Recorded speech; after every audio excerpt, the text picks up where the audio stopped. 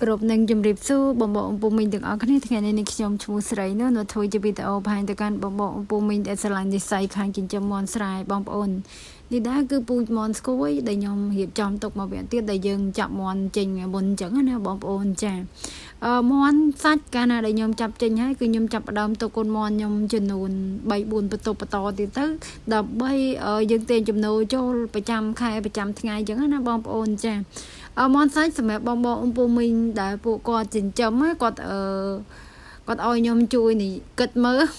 ដោយសារតែគាត់អត់បានគិតអត់ដឹងថាគិតបែបណាអញ្ចឹងណាបងប្អូនចាការចិញ្ចឹមសត្វដើម្បីយើងចង់ដឹងថាចំណេញអត់ឬក៏ចំណាយអ្វីដែលយើងចំណាយទៅថាយើងពេលដែលយើងលក់បានថ្លៃយើងចំណេញប៉ុណ្ណាហើយពេលដែលយើងលក់បានថោកចំណេញប៉ុណ្ណាអញ្ចឹងណាបងប្អូនចាខ្ញុំចង់និយាយថាសម្រាប់បងពុំមីងដែលពួកគាត់ចិញ្ចឹមមាន់បើសិនជាមួយវគ្គតវគ្គយើងចិញ្ចឹមដាក់ទៅជាវគ្គបងប្អូនចាដាក់ទៅឧទាហរណ៍ថាបងពុំមីងមានមាន់ចំនួន3បន្ទប់ឬក៏4បន្ទប់អញ្ចឹងជាទូទៅបើសិនជាយើងមានមាន់3បន្ទប់4បន្ទប់ហ្នឹងគឺយើងត្រូវតែផ្សេងគឺយើងគិតទាំងអស់បងប្អូនចាប៉ុន្តែក្នុងមួយបន្ទប់ឧទាហរណ៍ថាយើងដាក់ចំនួន300ក្បាលបើសិនជាបងប្អូនពុំមីងដាក់មាន់ចំនួន300ក្បាលក្នុង300ក្បាលហ្នឹងយើងត្រូវតែគិតចំណីផ្សេងមកថ្នាំយើងដាក់ផ្សេងវីតាមីនឬក៏អីផ្សេងនិយាយទៅបាក់សាំងដែលយើងចំណាយទៅលើមាន់ហ្នឹងដើម្បីឲ្យមាន់ហ្នឹងរស់ល្អចំណាយពេលប៉ុណ្ណាប្រហែលខែអញ្ចឹងគឺយើងកត់ទុកគាត់ត្រាទុកទាំងអស់ចំណាយចំណីចំនួនប្រមាណបាវហើយចំណីវាស៊ីអស់ប្រហែលអីប្រហែលអញ្ចឹងយើងត្រូវកត់ត្រាទុកទាំងអស់អញ្ចឹងណាបងប្អូនចាអញ្ចឹងអ្វីដែលពេលដែលយើងកត់ត្រាទុកយើងដឹងចំនួនហើយបងប្អូនពុំមីងយើងគុណពេលយើងលក់មាន់ចេញអស់បើសិនជាក្នុងមួយវគ្គហ្នឹងបងពុំមីងមិនបាច់ជ្រើមេទុកឬក៏អីផ្សេងមិនបាច់ទុកទេអញ្ចឹងគឺយើងលក់មាន់ចេញទាំងអស់ហ្មងក្នុងវគ្គហ្នឹងគឺយើងលក់ទាំងអស់យើងចង់ដឹងថាចំណេញប៉ុន្មានចំណូលអ្វីដែលយើងចំណាយទៅអស់មែនចំណូលយើងចូលមកវិញប្រហែលអាហ្នឹងគឺយើងដឹងបងប្អូនចាក្នុងមួយត្រង់អីបើសម្រាប់ខ្ញុំគឺខ្ញុំធ្វើបែបហ្នឹងបងប្អូនចាខ្ញុំមាន់ខ្ញុំច្រើនអញ្ចឹងគឺខ្ញុំអត់ឡៃតែ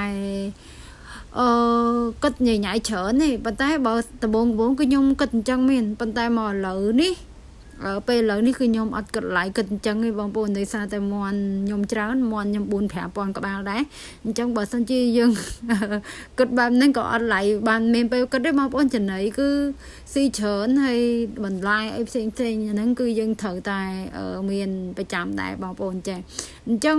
បើសិនជាការដែលយើងចង់ចិញ្ចឹមមាន់ឲ្យដឹងផលចំណេញយើងចំណេញប៉ុណ្ណាយើងចំណាយទៅបែបណាអីបែបណាហ្នឹងគឺយើងត្រូវគិតគុណគូបែបហ្នឹងទៅបងប្អូនចាមាន់100គឺយើងត្រូវដាក់ក៏យើងត្រូវកំណត់អញ្ចឹងមាន់50ក៏ត្រូវអញ្ចឹងមាន់200ឬក៏មាន់ប្រហែល100ក៏ដោយបងប្អូនអញ្ចឹងគឺយើងត្រូវកត់ត្រាទុកចំណូលចំណាយឲ្យបានច្បាស់លាស់អញ្ចឹងណាដើម្បីយើងមានកម្លាំងចិត្តក្នុងការធ្វើបងប្អូនចាបើសិនជាមាន់លក់ក្នុង1គីឡូ15ក៏នៅតែចំណេញមាន់14ក៏នៅតែចំណេញដែរបងប្អូនបើជំនាន់កូវីដណាបើសិនជាកាលយើងចិញ្ចឹមសត្វនៅកំឡុងពេលជំនាន់កូវីដសម្រាប់ខ្ញុំផ្ទាល់2ឆ្នាំពេញហ្នឹងកូវីដគឺខ្ញុំលក់មាន់បាន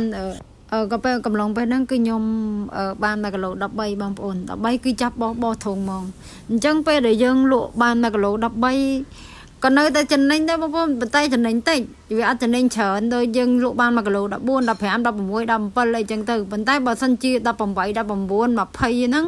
អាហ្នឹងគឺចំណេញច្រើនណាបងប្អូនចាក្នុងមួយត្រង់ណាអ្វីដែលខ្ញុំគុនគូមើលខ្ញុំនេះខ្ញុំគ្រាន់តែបងពុំមិញឲ្យខ្ញុំផ្ដល់ជាយោបល់ទៅធ្វើជាវីដេអូឲ្យអញ្ចឹងណាបងប្អូនចាអញ្ចឹង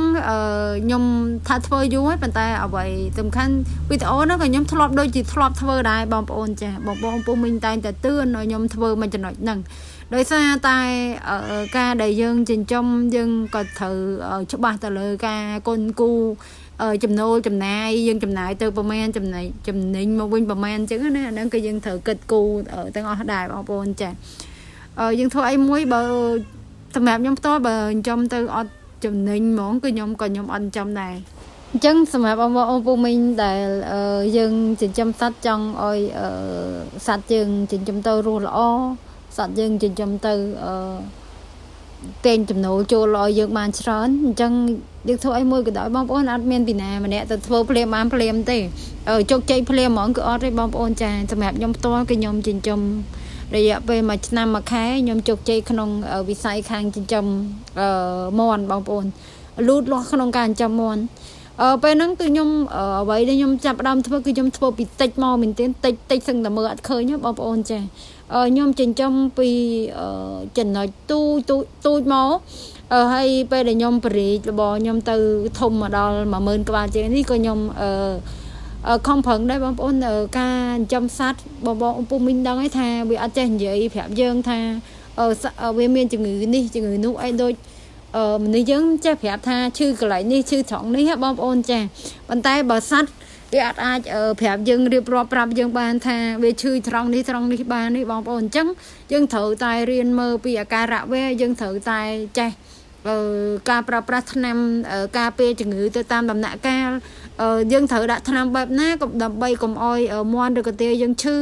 ឬក៏ផ្ដាសាយអីផ្សេងបើសិនជាឧទាហរណ៍ថា